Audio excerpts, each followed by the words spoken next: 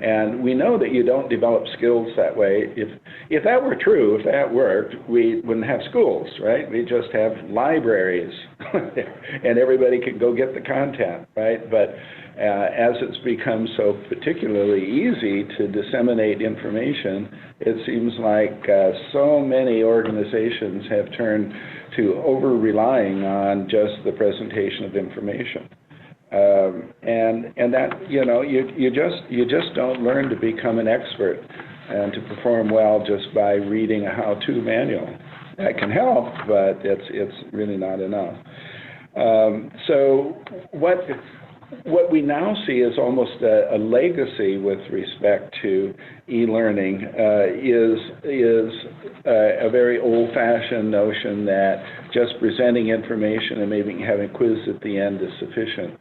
But it's not, and it's wasteful. In fact, I always ask people, what's the most unaffordable form of instruction there is? And people often say, well, you know, building buildings, flying people in for training, having a staff of instructors, and so forth. And I say, no, there's something even more expensive than that, and that's training that doesn't work, that doesn't build those skills. So it really, truly is a profession to know how to build learning experiences that maximize the use of learning time and produces those skills that matter to the individual and matter to the organization. So part of the Academy's mission is to define the profession and to recognize people who have the needed skills. Now, as we were looking at the responsibilities that attendees have today and in the other two webinars we've done on the Academy, we see that there's a breadth of skills needed, not surprisingly, and represented here. I'm just so delighted that we not only have our core of instructional designers, for whom one of our colleges is very much focused, but we also have CLOs and executives, people who are creating budgets, staffing the team, making the high-level decisions of how we're going to approach this training. And they need a lot of help, too, because there are more options available today than ever before. And frankly, we see a lot of organizations choosing pretty weak options when there are other options that don't cost any more but would be far more effective. So we're really glad to have them as part of the audience that the Academy is going to be working with. Games are all about learning and performance. Game designers know so much more about learning than they know. And yet most instructional designers don't know how to build a game. And so when we try to pull those two together, we often end up with learning games that are neither fun nor instructional, that they sort of cancel each other out. And instead, they should be building on top of each other. And there are techniques to do this that are not intuitive, they're not obvious, but they are definable. And we can make sure that the game continues to be fun, but also is efficient with respect to learning. So we see that as a whole major area. And then finally, the feedback loop of, was our training effective? Is the investment in learning paying back in terms of business success? Often it's unknown because it's not measured, or it's measured poorly. That's a whole professional area of competence in and of itself, to be able to do the evaluation that will tell our leaders whether they should spend more money, less money, spend it in different ways. So really, really, really important to close the loop on that. The sad thing is most businesses don't even seriously study the impact of learning on their performance, and so they continue to think of training as an expense rather than an investment in their competitive outcomes. But it's really, today, it's the way to win in the marketplace. You need people who are proficient, skilled, use the time that they have available representing a company or working in producing products or whatever it might be, using that very, very effectively. So we really need to focus on that impact, and we think that requires a whole area of training and curriculum. Okay, so these define the 4 colleges that are making up the academy, and we're really excited about every one of them. We think there are quite a few people that would like to gain skills in all of those, and as we looked at the attendance checklist, we see many people have responsibilities in each one of those areas. So I'm very excited about that. So without further expression of how excited I am about it, I would like to share the presentation with my very distinguished colleagues. Many of you may already know them. Ethan Edwards, who has been working in this field for a very long time, has a big following internationally, and he's great. Nan Thornton has been with us for a long time, and she is an instructor who has accolades not only for her teaching style, which is personable and direct, but also the depth of knowledge and experience that she's got that she so generously shares. And Ellen, who is a champion of game-based learning design and technology in general, and is just so inspiring in the work that she does, and we're just lucky that she's willing to share some of those skills with us. So I think I turn this over now to Ethan. Ethan? Well, thank you, Michael. It's such a pleasure to be able to speak with all of you today about this exciting new project we're doing. It's something we've been doing for a long time, but we're adding the formality of the academy to really address the need that Michael mentioned, that, how do we create credentials around the professional skills that are needed to excel in this area, in training. And our first offering is the program that really focuses on the designer. But our presentation today is hopefully to encourage you to think about how valuable this offering will be in growing your own modern L&D team. And we've really taken a good look at what skills are needed. And again, this is just the first one that sort of is the essential designer development track.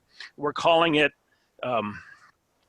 a series for Allen Certified Instructional Professionals that will be in a number of areas, both in management and in measurement and so forth, just as Michael mentioned. But this first one is really that essential level of how do we get training out there that actually makes a difference, that changes performance. Michael mentioned that I've been doing this a long time, and indeed I have, and I think the biggest frustration is how we are operating in an environment that does not require us to get better. And we need to up the ante and say that it matters, that we can't continue to serve as a mouthpiece for all the great things that training can be, and yet let the industry continue on with very old models that don't work and yet are somehow accepted. So as we do this, we are have some special features we're planning on. I'll let Nan talk a little bit to how we're thinking we want this to be characterized. Nan?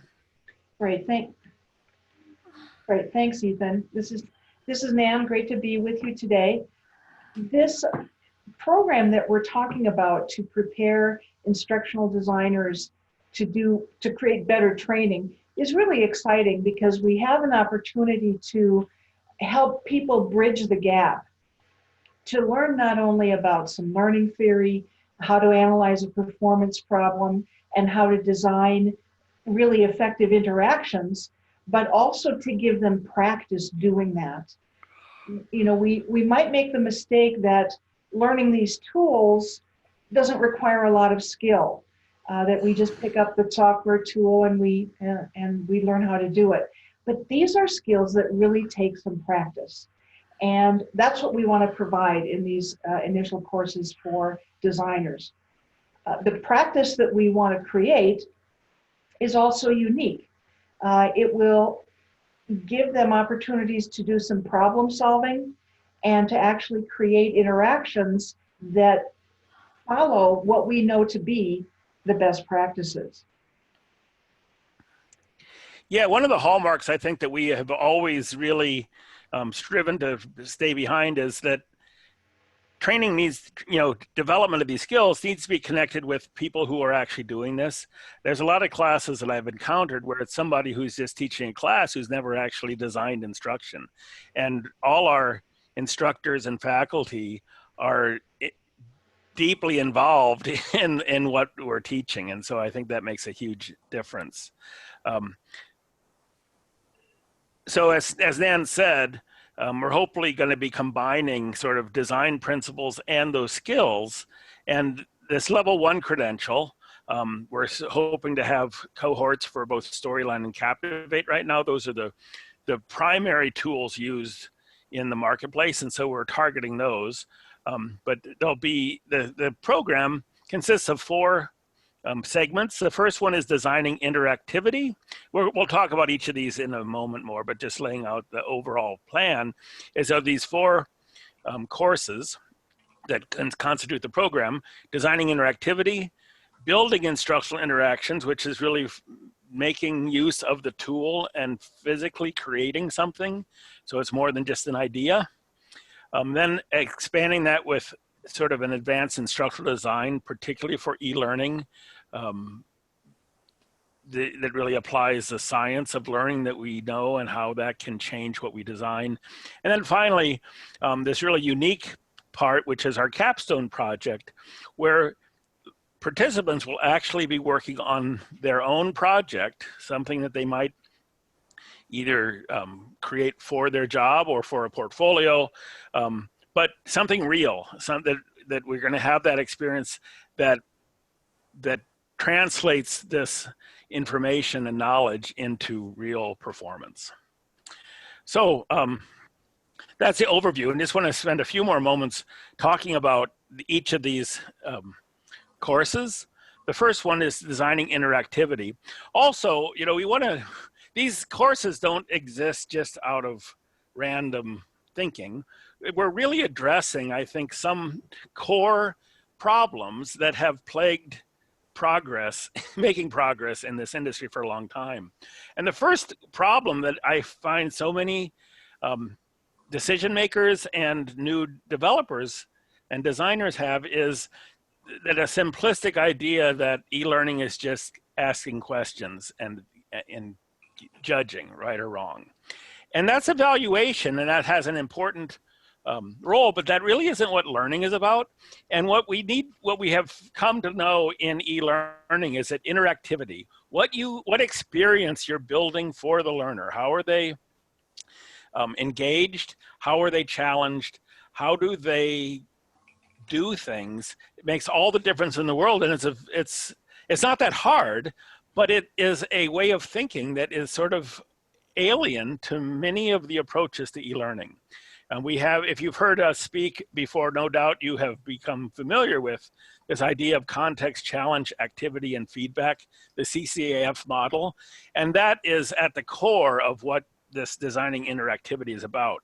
But we're really going to create opportunities to become a master at analyzing and creating those CCAF interactions. Now this one, much of a course is going to be online, but we do have a special opportunity with this first course, is that we have partnered with Training Magazine, and we are going to have one offering of this in September. The dates are there on the screen, September 16th and 17th, in conjunction with the Training Magazine Tech Learn Conference. So we'll be doing this live, which is how we hope that everybody can get there, and we'll make arrangements if that's impossible. But we have the luxury of having this hosting by Training to give us an opportunity to start this course off in a real personal and really inside full way to deal with this interactivity course. Now, following that, well, the next one is building instructional interactions, and I'll turn that over to Nan to describe. Okay, thanks again. This course on building instructional interactions is going to provide that bridge that I mentioned earlier. We have been successful in the past teaching people how to recognize good design. What does it look like? What does it not look like? But they've had difficulty making that jump to actually using their software to build interactions like that. And our solution is to create a course that actually does that. It helps them bridge the gap and will actually be helping them use the software tool that you use in your organization in order to do that. So that's going to make the link there. And the thing that we do, which I think is unique in our instructional method, we call brain teasers. And we call them that because we present to the learner problem-solving exercises. And what we do is to present a finished interaction, but only what the learners will see, not how it was built. So the learners can't see what's behind the curtain, if you will. And then their task is to create that interaction using the techniques that they've learned in previous sessions in the software that they are accustomed to. And this is an approach we've used in past training courses with a great deal of success. Those brain teaser exercises help designers make that leap from envisioning an interaction to actually building it in the authoring tool. And so there's a screenshot of an interaction that we might present to a learner. They can see the interactivity. We'll give them all the graphic tools and so on to build this, and then let them practice using that authoring tool and then getting guidance and feedback from us about how to do it most effectively. Yeah, one thing that we're very aware of is the need to practice what we preach. And while we talk about CCAF so often with e-learning, it is just as true with direct instruction. And so while these software courses are going to be, they're going to be facilitator moderated online, so people will log in through a sharing mechanism. But in a sense, these brain teasers are creating a CCAF experience for learning software. Too often, you just do follow me, follow me, follow me learning tools, which you get through it, but at the end, you don't really have any idea, well, how can I do something different? Or why did I do any of those things? And so we found that it's just an amazingly impactful way to change the power with which learners can use the tools. Okay, and then our next piece, course 103, is really going back sort of to more the actual design of instruction. And this is really to counter another really destructive common bit of knowledge or misperception in the area, is that the idea that if you're doing training, mainly you just need to present information, that you format it well and you put it in the right media and you present it and then learning occurs. Well, we know that that doesn't happen. And there's a great deal of science and experience that we know we can apply to designing instruction, both in the analysis, in the way that things are sequenced, the way that you can really create learning by not telling people things, letting them find it and discover it. And those are some of the real strong learning ideas, just like why do games work? Having a little bit of that coming into this initial course to expand each of the learners' understanding of how instructional design is more than formatting, that it really is knowledge about how people learn that we apply to our projects. And so that will add that additional layer of insight to the foundation we've built. And then finally, we're going, sorry, I hadn't moved the screen ahead. So there's the main points about our instructional design for e-learning course, really setting the stage for making real business learning into powerful learning solutions. And then the course is capped off with a capstone. And Nan, you want to tell us about that? Yes, the capstone is another unique element to our academy. There's a fallacy out there that once you have a little bit of understanding about e-learning and you've got software, that you're immediately going to be able to design effective interactions and interactive training in your organization. And the truth is, really, designers need to have some coaching and some practice in order to gain that expertise. And we want to be there with them to develop and improve their skills and to help them build really effective interactions for their organization. And so this capstone project is going to be directly related to a training project for your organization. We won't impose the content or give them something to build. They bring something from work, build that, and then get some coaching and feedback from us or from other experts in the field. That's right. And again, all of it's going to be tied together with this underpinning philosophy of how engaging learning requires active participation from the learner, problem solving, challenge, and meaning delivered through the content. So that's a quick snapshot of what the first course is going to be. And again, this is just one course of many that will be rolled out through the Academy. Ellen has a little bit more to share about how your credentials will be accounted for. Ellen? Thanks, Ethan. All right, so Allen Interactions, we partner with Credly, which, if you're not familiar with Credly, they are a digital credentialing platform that's been around for several years, and they specialize in helping to certify and offer credentials to people who have completed training and completed performance-based achievements that are documented through the platform. So we've been working with them on helping organizations design their digital credentialing strategies. The Allen Academy is going to leverage the power of that for your benefit and for your organization's benefit.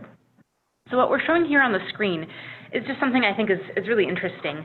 At the end of the program that Ethan and Nan just described, learners and you, if you enroll, will have built something that we can share with employers that show a real tangible difference in the types of things that e-learning can do and the types of things that those individuals can do. So it's portable. It can really add to personal development and the development of a team's skills. And the digital component of the Credly credential means that it's very, it goes cross-platform. So credentials through Credly, they can be shared on LinkedIn. They have really rich data behind each credential that it really explains what a person has achieved when they earn that credential. It's verified, and it's linked back to the evidence that a person actually was able to achieve something. Now, the interesting thing about that from an organizational perspective is that it can help you attract talent. When employees earn these credentials and they share them because they represent meaningful achievements, that information gets shared out on LinkedIn, and it can make it easier to attract capable talent, because what it indicates is it signals that your organization, in supporting a Credly credential, your organization is invested in the growth of its employees, and that's something that's just so important in attracting top-tier talent in today's market. So it's more than just saying that someone attended.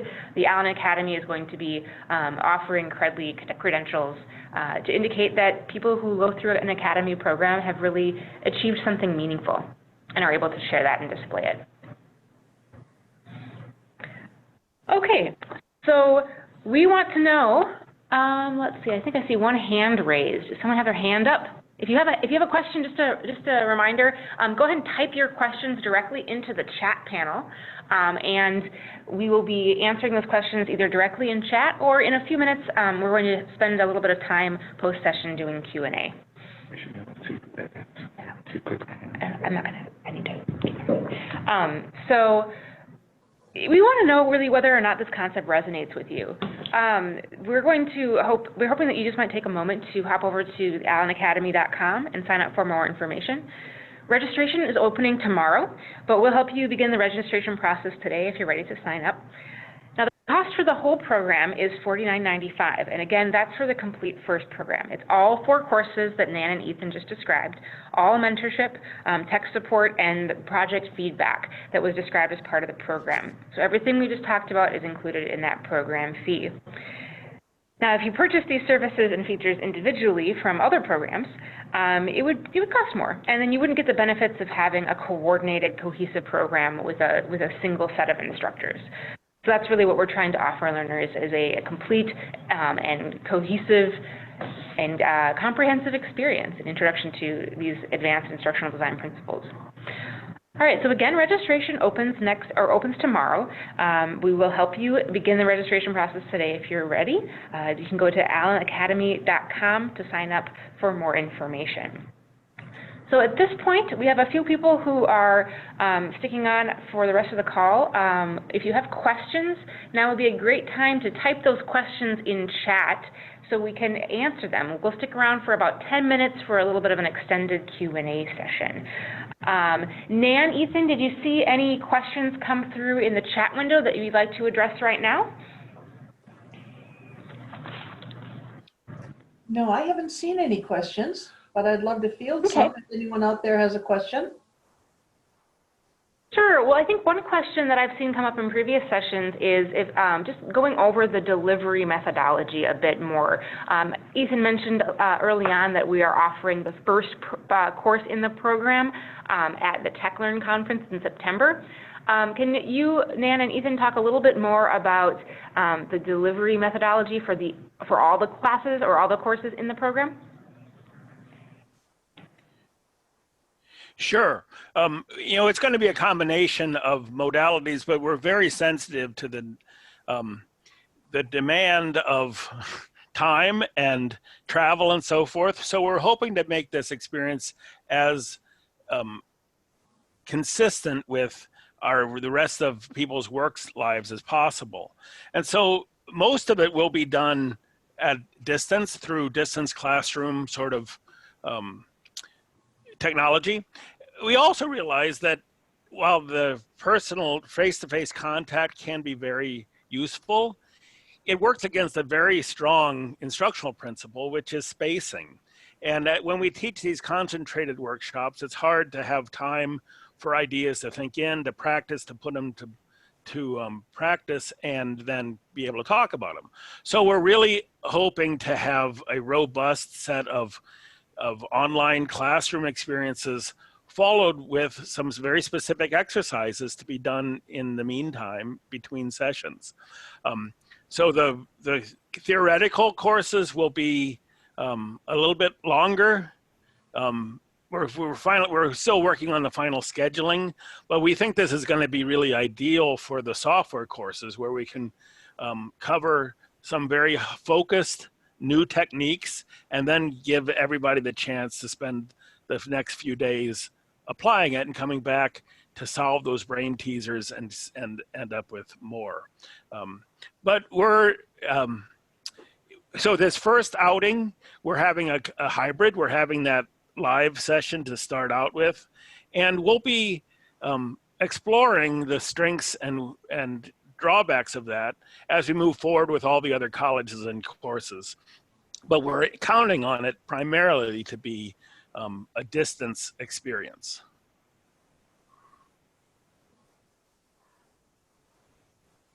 Okay, Ethan, and thanks for the great answer. I think one other question that's come up is, will we be offering additional live sessions in the future? Have we talked about that at all? We have talked about it, and sort of we would like to. It's just figuring out the scheduling and logistics as we have these cohorts of people in one tool versus another. Just the management of how do we combine those, how do we keep them separate, how do we make sure that we have maximum exposure. And so I do think we're committed to the idea that if we do have live sessions, that we're also going to be very much aware of how we can have an equivalent for someone who can't travel.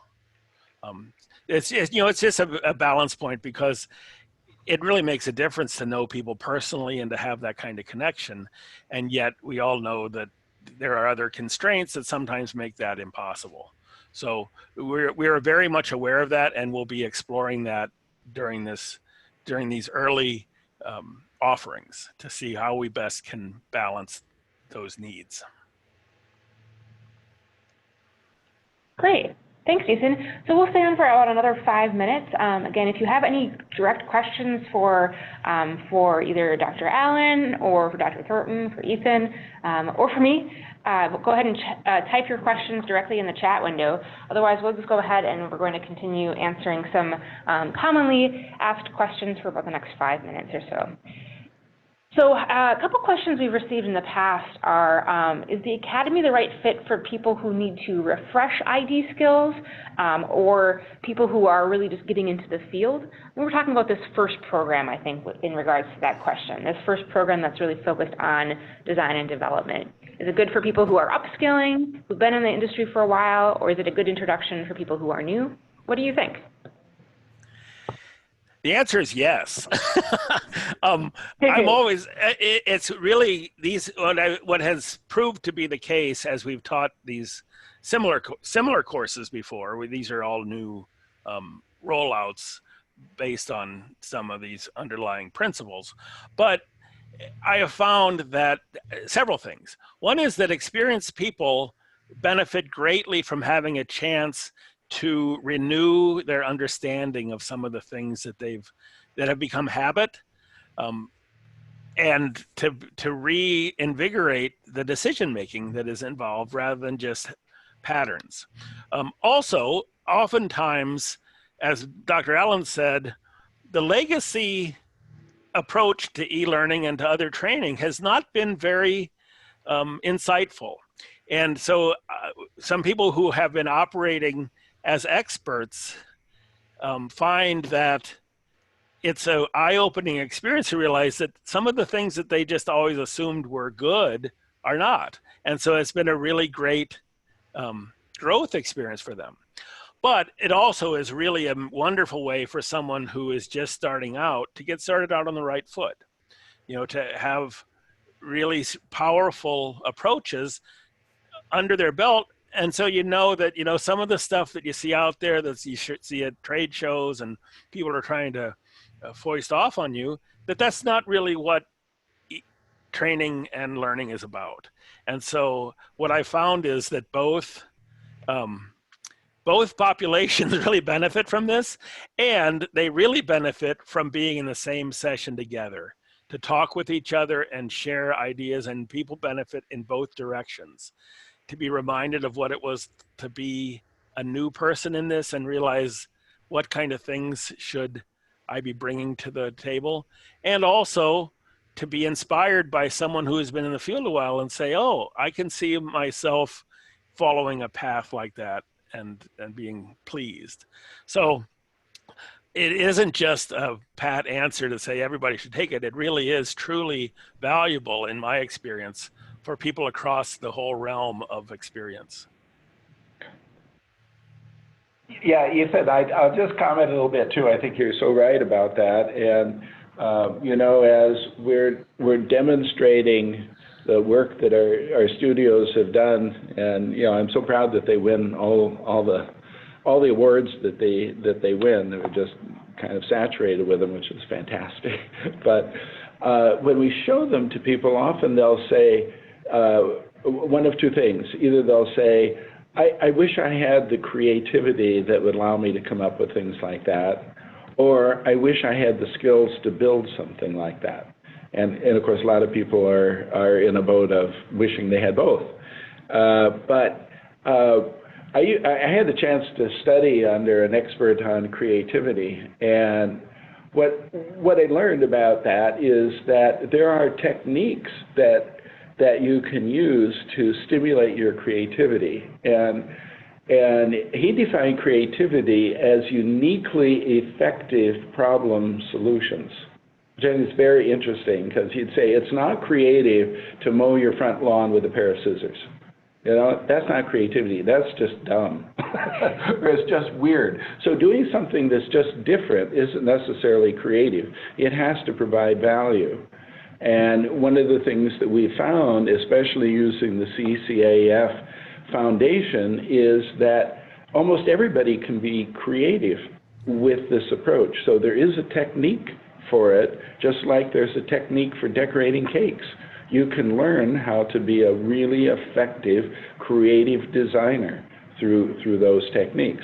And then what I'm really excited about is that the Academy is not leaving people stranded there with, now I've got the creative idea, I really, really wish our learners could have this experience, but we're going the next step and say, okay, now that you've got that idea, let's show you how you can use available tools today to realize that learning experience. So I think it really truly is for everybody, seasoned or beginner and everybody in between. Thanks, Dr. Allen. So I think we have time for one more question, and I saw a great question come in from Kathy.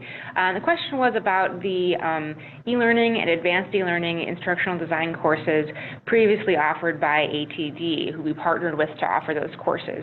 And we've had a lot of questions about that. I think the short answer is that there is some overlap, but the Academy program goes a lot further. Ethan and Nan, can you speak to that before we wrap up? Sure. Do you want to go, Dan? Or? Sure, I can try to answer that for you, Kathy. I've got years of experience teaching those courses for ATD, so I'm familiar with them. And the philosophy, the basic design philosophy that are in those courses is going to be continued into the Academy. We are basing our training on the same beliefs about what makes good e-learning. And so if you've taken those ATD courses, you're going to be familiar with things like the CCAF model and a few other ideas. But in these Academy courses, all of that is going to be refreshed. We're going to have new examples, and we're going to go much farther. And what goes farther than those ATD courses is the practice that you're going to get, the linkage from the design to the building of an interaction in the software, and the guidance, the practice, and the coaching that you'll get as you practice building interactions and then practice on your own applications. So there are seeds of ideas that will be consistent between the two, but the Academy courses take off in a much greater direction than we've been able to do with the ATD courses. All right, thank you, Nan. And thanks everybody to calling in today and attending. We hope you learned some interesting information and that your curiosity is piqued. Again, registration opens for our first program tomorrow, and if you're interested in getting more information or signing up for updates about that registration, go to allenacademy.com and you can just enter your email. We'll contact you when registration is open. Otherwise, I would say tomorrow, take a look at allenacademy.com and you'll be able to find more information about the curriculum, about the different colleges, the faculty who will be helping to develop the curriculum and delivering it. And of course, we're happy to hear and field any questions that occur to you, after this session is complete. So again, thanks for attending, everybody. I hope to hear from you soon, and good luck learning.